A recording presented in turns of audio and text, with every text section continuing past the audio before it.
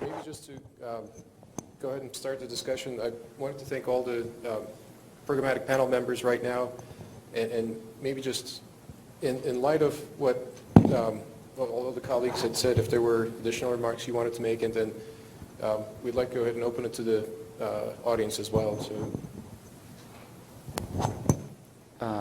No, I don't really have anything to say different, except that I didn't mean to imply that that wasn't a critical component. I think having... We need some kind of conflict during the work. Yeah, right. We'll fight it out. No, I totally agree that we need, in order to make those tools accessible so people can innovate on them, they need to be usable. And so that's a critical step in this whole process. Yeah, I think Jacob and I are often asked what distinguishes the cortical processor from the Microns project. And I think my sense is that at DARPA, one of the things that's really important when you start programs at DARPA, it's not 100% true, but it's most of the time true, is that there ought to be a transition path to a product. Not necessarily a commercial product, but it's something that the U.S. military can use. Obviously, we'd like things to be adopted by the civilian sector as well. So the cortical processor is really aimed at taking what we know now, maybe enhancing that a little, and trying to actually build specialized hardware and deploy them in real applications. The Microns program is going to continue to provide algorithm ideas, and they're going to sort of help accelerate this evolution. I think it's important to demonstrate you can solve real problems, and I think you have to be able to solve those problems credibly before you charge off and do specialized hardware, at least in the DoD sense of it. So I see us sort of trying to really motivate this approach and show that it actually has promise. From there then, the kinds of algorithms that come out of both the Human Brain Project, out of Microns, I think, can just continue to accelerate that evolution.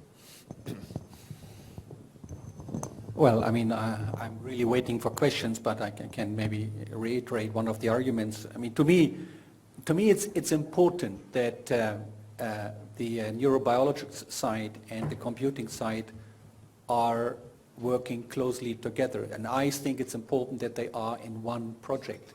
Now, I mean, what I learned now is that this is not seen by everybody like that, because there are these problems, and many of the critics to the Human Brain Project say that the Human Brain Project should really be a neuroscience project, and then computing should somehow be in addition, but not really be at the heart of the project. To me, that is a very, very important thing, and I would like to hear your opinion on that. My experience was that by doing this jointly, we made big progress, and I would really like to continue like this.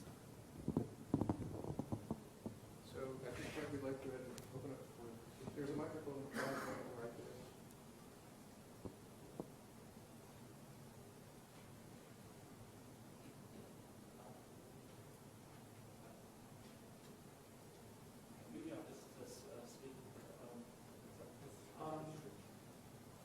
Isn't IBM's True North chip kind of solve all the problems you're trying to just to get Just to repeat the question, or Well, maybe yeah. I'll go ahead I mean, and have him ask it. I don't want to ask that question. The question or the statement was that IBM's True North chip solves all the problems. I mean, I have a slide which I didn't show, where I have kind of 5 complementary approaches to neuromorphic computing. And I think for the time being, where we do not have a good solution, it's important that we follow up on all these approaches, that there is a complementarity of approaches. So the IBM chip has big advantages. It's based on a very, very advanced CMOS technology. It profits from the economy of scale. It implements a huge density of neurons. Of course, there are also certain aspects which are less positive, which is that the models that they implement are extremely simple, and the ability to implement learning and plasticity are also somewhat limited. But it's a very, very interesting approach. I like it a lot, and I like that we have this big spectrum of complementary approaches. I mean, I can shortly summarize. There is commodity processors, which is the Spinnaker approach. Then you stay digital, but you have custom digital circuits. That's IBM True North. You can do a mixed signal. This is what we do, local analog computing and binary continuous time communication. You can go fully analog, which is also of advantage because of very low power. Brain-machine interfaces, for example, can profit a lot from that. Or a new thing which Qualcomm, for example, does, and others also, is to build embedded systems where you have a conventional processor which has certain neuromorphic elements. So these I see as 5 ways of doing neuromorphic computing.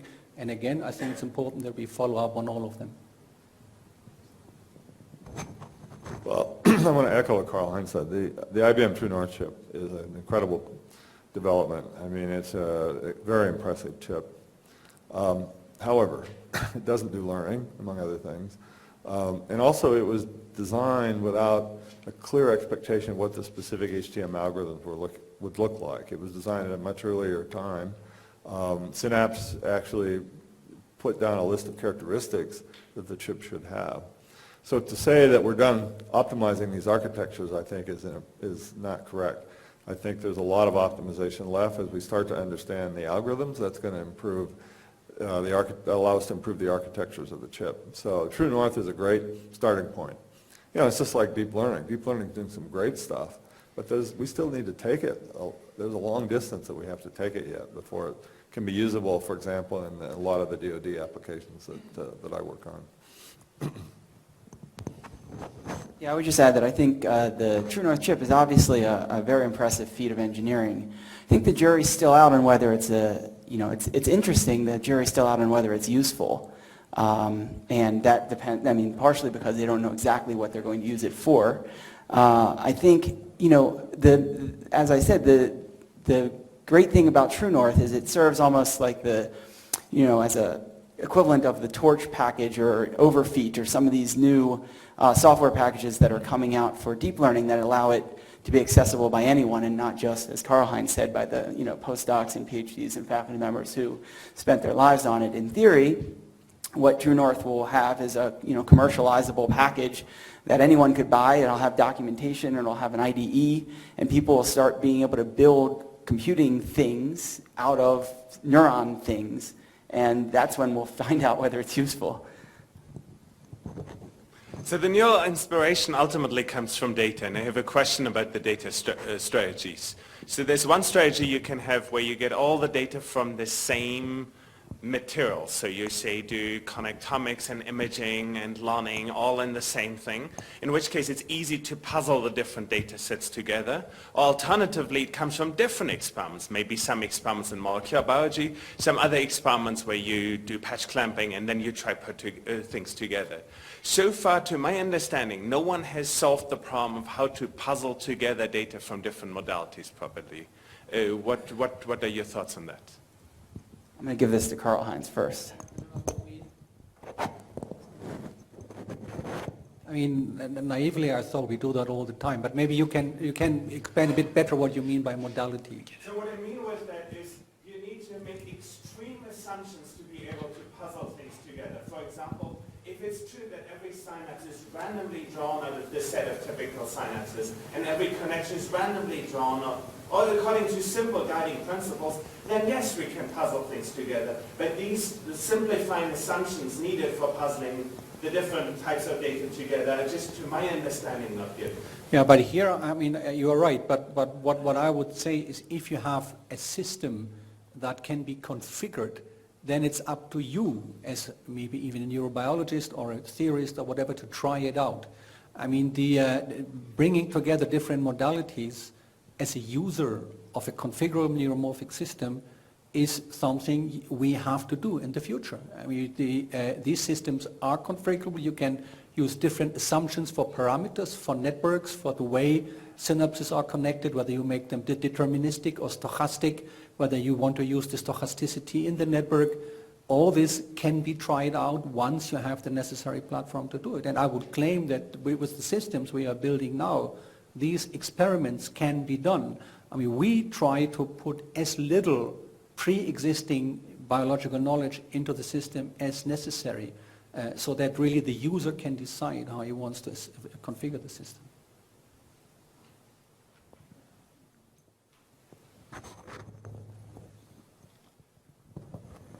I sympathize with the question. You know, from my perspective, maybe I'm just simple-minded. You know, you have a choice. You can collect a lot of data from a lot of different things, or you collect a small amount of data from one thing.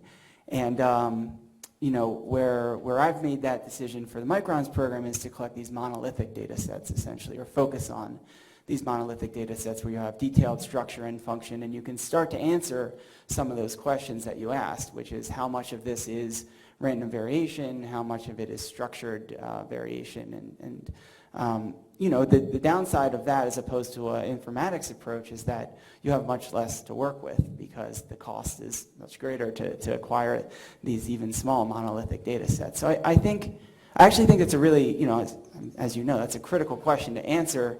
I don't think we actually have the right data to be able to answer that question yet. We need some of these marquee data sets that are coming online now, like you know, the whole zebrafish kind of data, before you actually can answer these questions of how important statistics are versus specific design principles.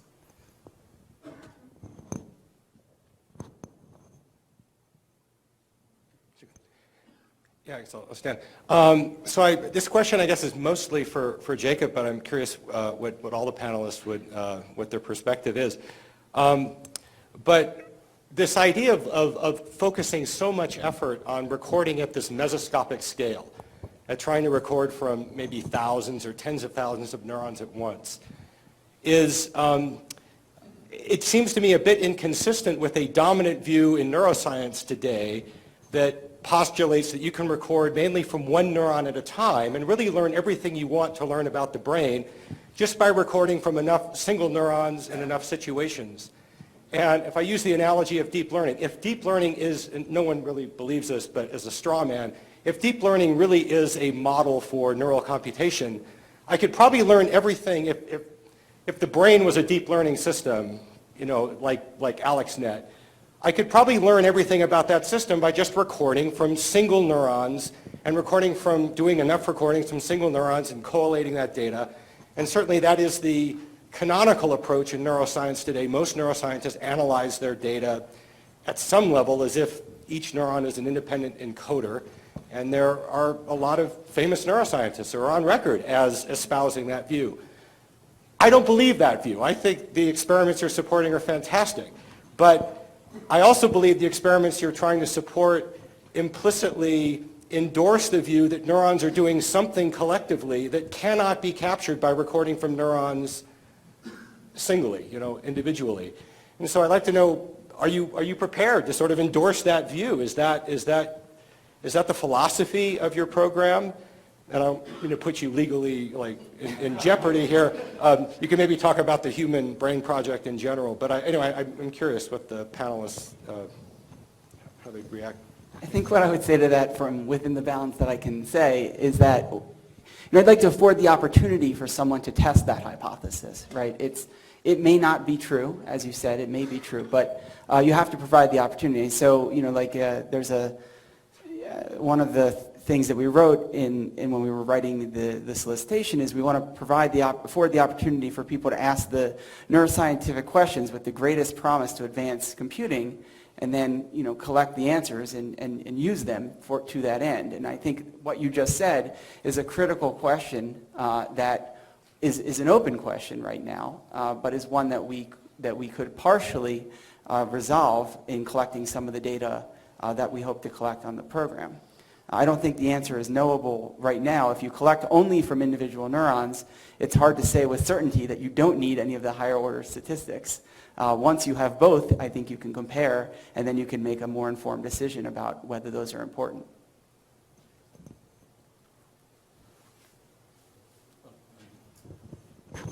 I'm not a neuroscientist, but I'm also convinced that this is an open question.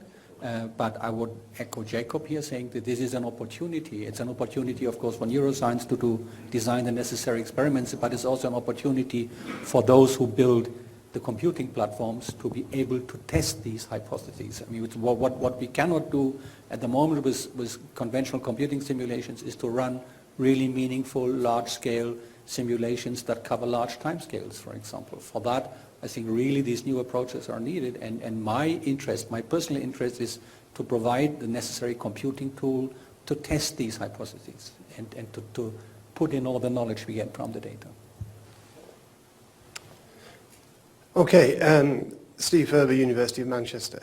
I wanted to come back to Dan's statement that the brain as an existence proof doesn't work as an argument because we don't know how the brain works. And it seems to me this is a fundamental question when it comes to building neural-based engineered systems. It first struck me at the Heidelberg meeting where the European team met the US team, that the European approach is very much science-led. Let's understand the brain first and then apply that knowledge, whereas to express the US approach in slightly pejorative terms, the US approach is to blunder ahead without understanding the fundamentals first. Would the panel like to comment on this?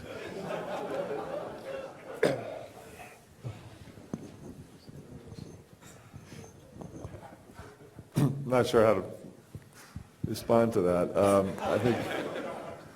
I think, just to reiterate what I said, is that I view the development of this field as an evolutionary process, and it has been evolving already and will continue to do so. And so in a way, what we're trying to do is just move it along a little further with the hope that there'll be applications that we can use in DoD settings. But in the long run, it's going to require a lot more of the neuroscience input.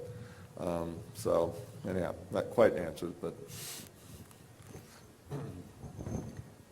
I think what I would say to that is, so, you know, I'm sympathetic with the question. But, you know, my dissertation, my PhD work was in neuromorphic engineering. I was a hardware engineer first. You know, sometimes you really have to build something before you know what you don't know. And I think that there's a lot of value even in recognizing that we have much to learn about the brain, maybe everything to learn about the brain. You know, we do have these hypotheses, and as long as they only exist as you know, as bubble charts and flow diagrams and, you know, figures, it's hard to know whether those hypotheses are right. It's hard to know whether those theories are practical or practicable. And I think the only way to do that is reduce that to practice. So I don't know that it's necessary to know or to resolve every open question that you have before you go to build hardware. And certainly there's a lot of really powerful things we can do even with systems that, you know, are divorced from the brain in many ways. Deep learning is still inspired by the brain, and there are a lot of aspects of deep learning that probably would not have come to pass if the people who created them weren't schooled in cognitive neuroscience, in neuroscience writ large, in computational neuroscience. There's a long sort of trajectory to today's deep learning systems that does rely on periodic translations from the neuroscience field, or at least the cognitive sciences field, into the computer science. So I'm sympathetic, but I don't know that I think you have to wait. Let me make one more comment. So what I mentioned is the cortical processor project. In the end, all of us at DARPA decided that we weren't sure that these more biologically inspired algorithms were sufficiently mature for a large program, which involves also a hardware development. So what we're doing is we're having a 12-month period where we at least examine the algorithms more closely. And at the end of the 12 months, the decision may be they're not ready. You know, we can't use them as they currently exist in real applications, and that would, of course, that means we wouldn't be doing expensive hardware. But based on the various studies that we have going and the people I've talked to over the last year and a half, I think the algorithms will be there. They'll be somewhat neuromorphic, but they're not going to be nearly as bio-inspired as we're going to see in a longer time frame, or as much as what Karl Heinz is working on. But the goal of the cortical processor studies is to really assess the state of the art of the algorithms and to see whether they're mature enough to go ahead with a larger program. So that's a reasonable process. It's another, you know, it's another way to approach this whole thing. Just a short comment. Although I'm European, I have to support very strongly what Jacob just said. It's incredibly important that we start building things. I mean, one of the criticisms that we receive is that you should first wait until we understand the brain, and then you start building computers that mimic some of the aspects. And obviously, if we wait, we will never start. So just by building things, even at the end of the day, they may not be as successful as we hoped. We have learned how, for example, how to build massively parallel systems, how to supply them with power, how to let them communicate, how to build very dense networks, how to do 3D integration of circuits, how to cool them. I mean, all these kind of technical engineering aspects. At the end of the day, we will have to build massively parallel systems. And that is what we learn at this very moment. So we just build the capabilities to build systems. If new models for the cells or for the connectivity come up, I think we are well prepared to implement them. Good morning. Ravijan Cummings from Johns Hopkins University. So my question goes back to the original question that was posed about True North, in terms of it being having solved the problems, everything that we know about neuromorphic engineering. So one plug. There's the Neuromorphic Engineering Cognition Workshop that happens in Telluride. This year, the IBM folks are going to bring their hardware and actually going to open it up for people to play with it so you can figure out what it can and cannot do. So that's kind of answering a little bit of what Jacob was posing, so you can play with it and so on. But I think ultimately the hard part is going to be what type of kind of application layers you can write on top of it, right? So there's a work of Chris Elias-Smith on NANGO, the Neural Engineering Framework, whereby you can go from dynamical equations and describe networks that uses the hardware at hand. I think that was probably one of the most important developments over the last few years in neuromorphic engineering in terms of being able to conceptualize problems and ultimately be able to implement it in spike-based neural networks and so on. So I see that essentially as another important milestone on the roadmap towards creating that general purpose machine, especially similar to the one that Jacob referred to as being able to compile different architectures that you may want for computing. I think there's another branch to this, and that is that where hardware and wetware actually meet. So can we build I could almost imagine it as being kind of the alternative computational framework of computational materials that Dan talked about, in the sense that it does not have to be silicon, right? It could be actual carbon, and this carbon meaning the part of the body. So where is the loop between computation that takes place in silicon versus computation that takes place in carbon in the brain, right? So that computational loop, I'd like to see a little bit more developed on that. So my question is, are these ideas that the DARPA and IARPA and the European project are being pursuing, or is the notion still what can we do in silicon, or what can we do off body? I guess is a better way of thinking about it. Thank you. I can very shortly answer for the Human Brain Project. We made the decision at the beginning to focus on sort of conventional systems, off-body, silicon-based, because the goal is to build a reasonably sized system that can be made available to the non-experts. That is the single goal. So we are not working on new devices. We are not working on brain-machine interface. That does not mean that this is not important. I think it's extremely important is that there are projects that do it.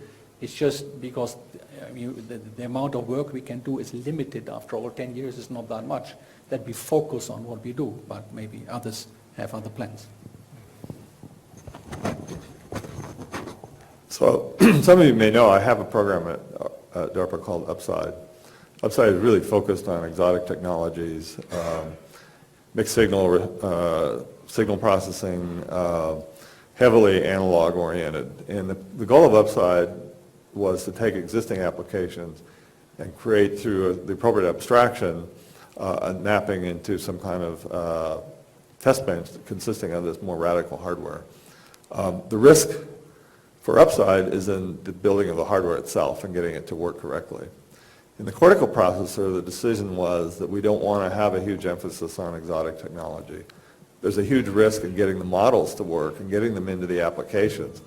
And so I think our thoughts there is that you can do a lot with traditional digital, and that's probably what we will focus on, and keep the risk in the models area and the application area. It's not to say that more exotic technologies aren't useful. I think they are. But I think, first of all, we have to establish that at least the set of algorithms that we hope to see in the cortical processor project actually are useful and do good stuff and can be built into real systems. Once we've demonstrated that, and if we show significant power and speed, advantages, it'll be much easier for us to then start an evolution of this whole area.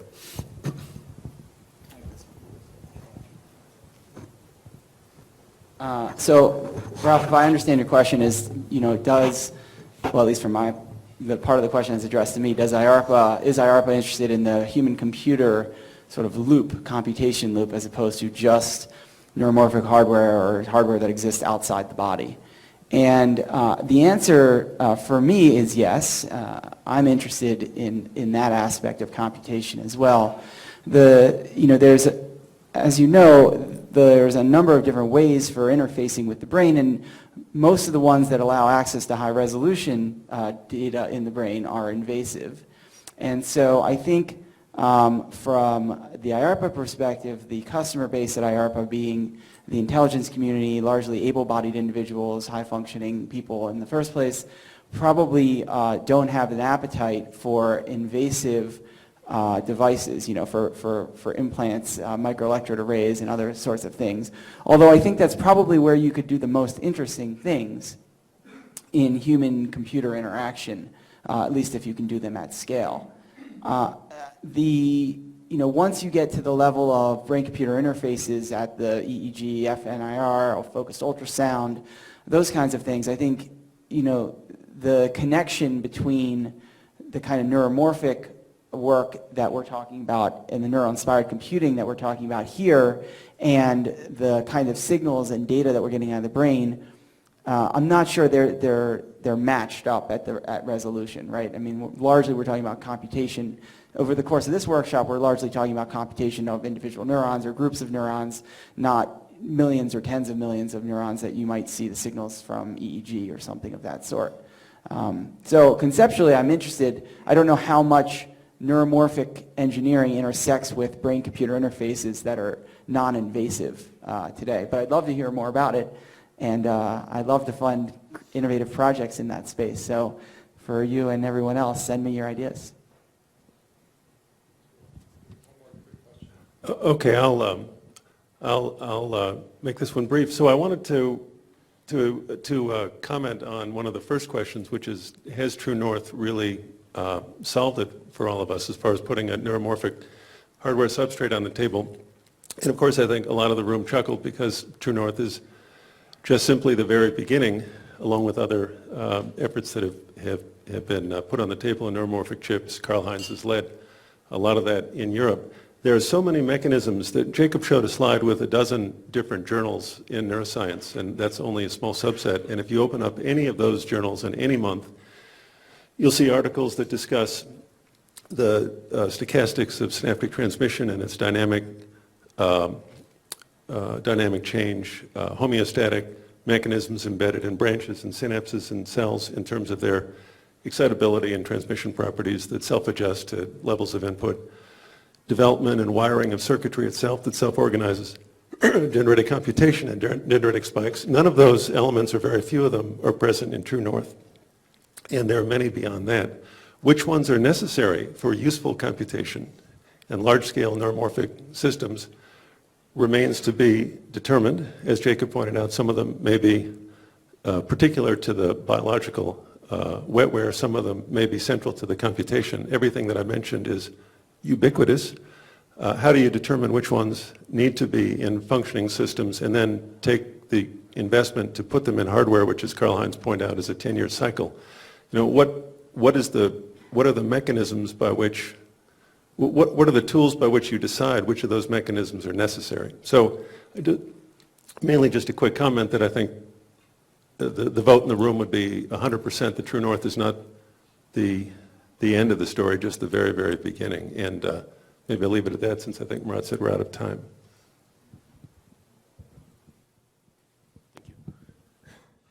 So maybe one more really quick question. Very short question.